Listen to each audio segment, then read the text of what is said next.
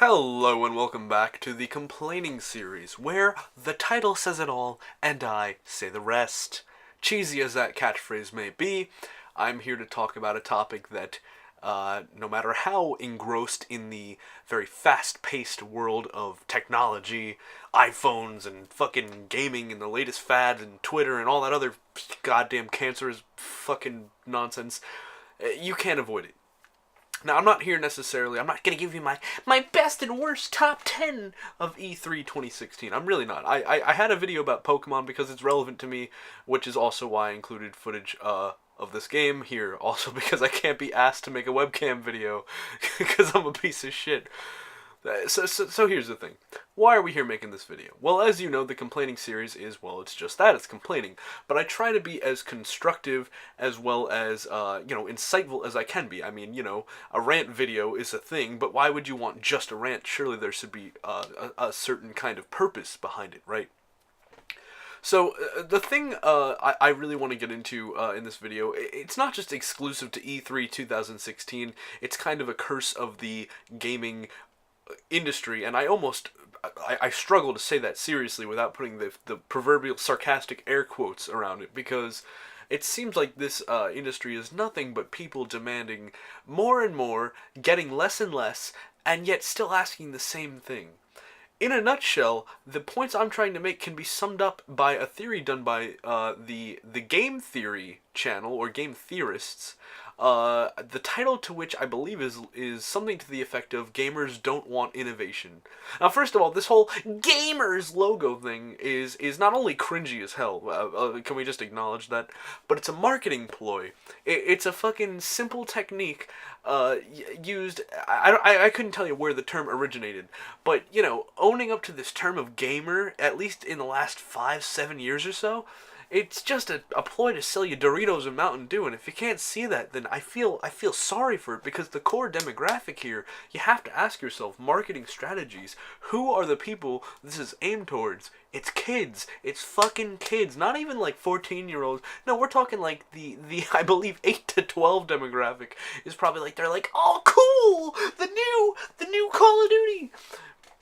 Not that I have a problem with Call of Duty inherently, but the point is it's not hard to see how shoehorned, the same patterns of advertisement are to everything gaming related. I mean, you slap a creeper from Minecraft on a fucking beanbag chair, and suddenly it's gaming merch, you know what I mean? So that's one small thing out of the way. Obviously, things are going to get marketed if they're profitable. I get it. It's not like I don't understand where it's coming from, but does it really? Just because you can do something doesn't mean you should. I mean, that's an argument for another video entirely that goes more in depth. But let me continue, right? The prevalence, this is more specific to E3 2016. Now, I didn't get all the details, but I do know off the top of my head that there's a new kind of Xbox One that has, it's the slim version, the Xbox One S, I think that's actually the name of it, which, again, slim versions of consoles are just a way to re-release the thing to get the stragglers in. I get it.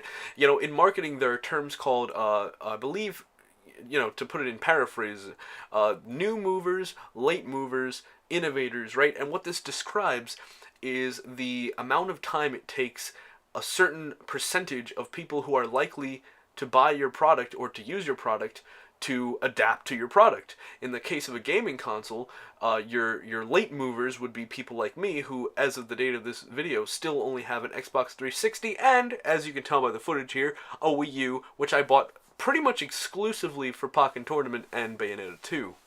And I only did that because it was used.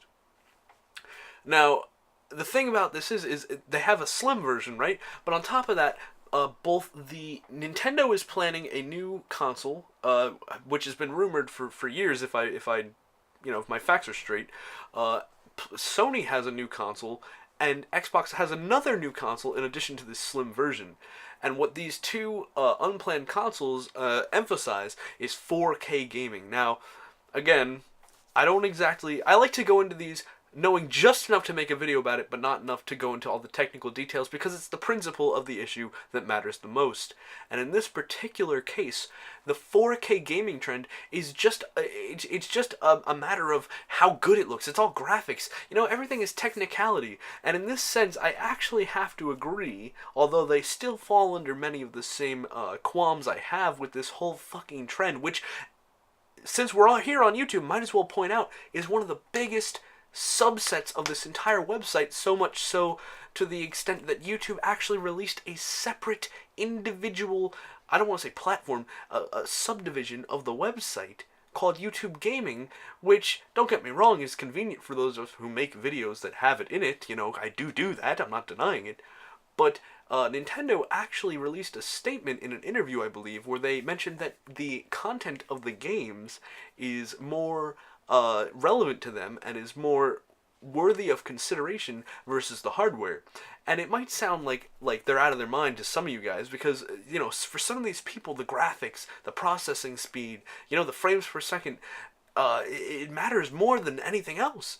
I mean, listen, I don't want a game to be laggy either, but, you know, the game that you're watching footage of right now is a perfect example. And if you don't know what I'm talking about, I'm sure there's a video that demonstrates it better, because I don't have any footage for it. Pokken Tournament had an quote-unquote an issue where if you wanted to play local multiplayer, it was easier to use two Wii U gamepad controller things to retain the 60 frames per second HD speed.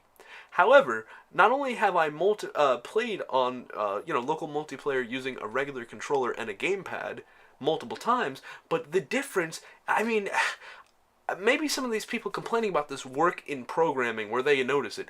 I didn't notice it, or I hardly noticed it. It's marginal at best, and even that's a stretch.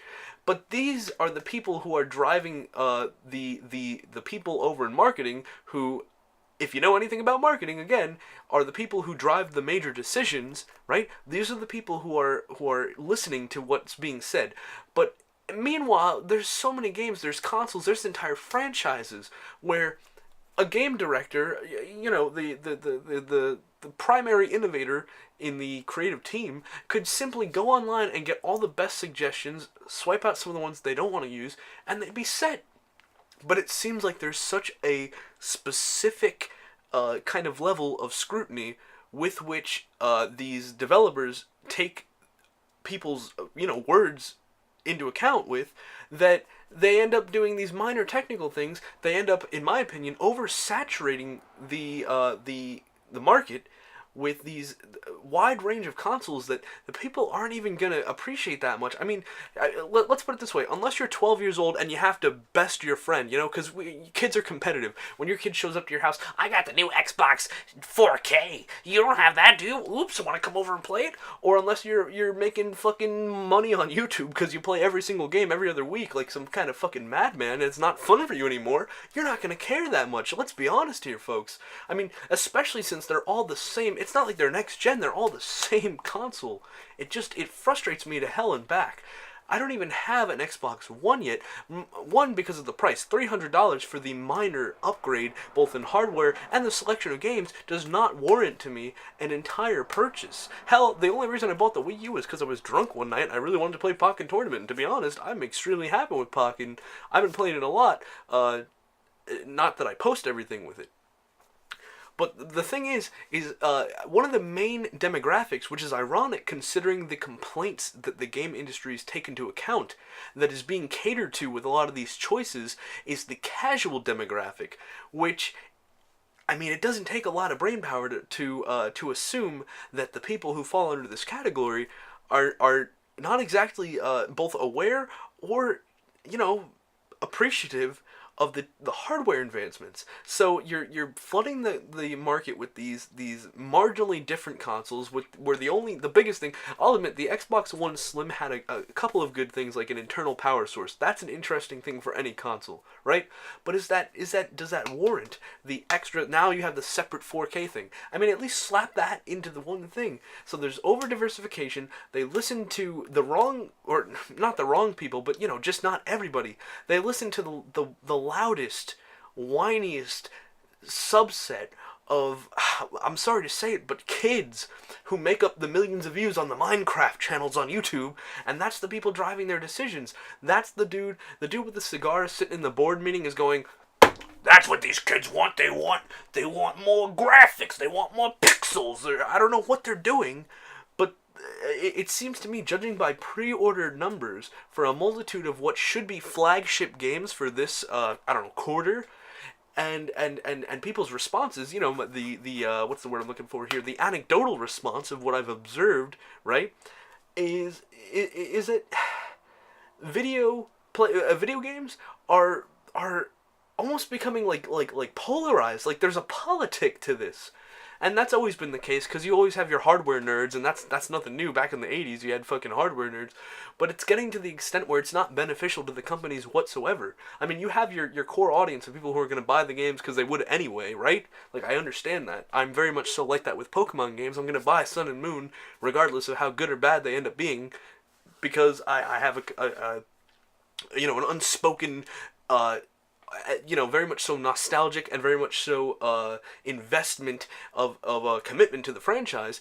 But these people, not only are you losing money on the extra people you'd get otherwise, but you're subjecting your core demographic to complaints that come from, again, the loudest, whiniest subset of other people.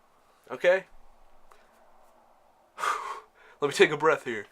So that's pretty much it off the top of my head. And at the end of the day, does it matter? Does it matter that much? No. I mean, I play video games, and I do post them on my channel quite frequently while I work on other, at least what is to me more important things. But, I love video games. I've always played them. I have a large collection on many different consoles, handheld and otherwise. And so it's frustrating to me to see this direction being taken. It might as well all head over to the smartphones, because that's where it's headed. They're making their consoles less and less special in an effort to try and bump up the hardware. But at the end of the day, it seems like it's nothing but a negative effect to me, and that can't just be me noticing that. I mean, I might have rambled a little bit in this, but the point remains the same. Anyway, thanks for watching, guys. Sorry to burst your bubble.